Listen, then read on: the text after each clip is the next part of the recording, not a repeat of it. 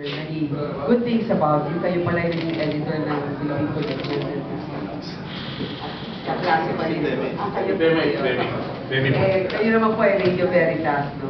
Pero, today, I'm very fortunate to be among those with very great, brilliant minds. And from what I've learned time and again in a lot of forums, whenever we complain about so many things that are happening in our country, what we really lack is foresight. We always think of band-aid solutions and we don't think beyond, let's say, 5 years.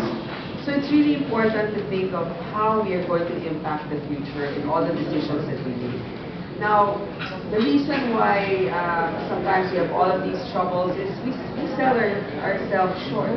Whenever we enter into negotiations, we are sometimes a sellout to people that we prefer or people that we have dealings with. And the reason behind that is also because sometimes the leaders that we have, we cannot necessarily trust. So it's important that we do not doubt them. And we can only have that if they are transparent in their transactions, if we have access to government dealings. And so we have to push for certain legislation for that. And one of them is the freedom of information. And I think that when we think of the future, what is very important and what is so striking and what was mentioned here today is the post-arbitration scenario.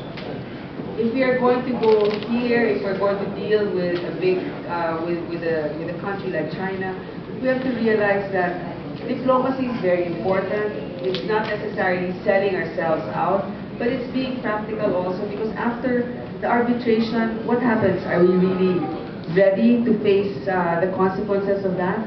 Will the United Nations really help us? So, if we are complaining about everything that's happening around us, we have our leaders to blame, but we also have ourselves to blame. Remember that it is not in the interest of others to uphold our interests. So then let's not look to the Americans, let's not look to the Chinese or the Japanese, to think of what's best for us. We have to think of what's best for us.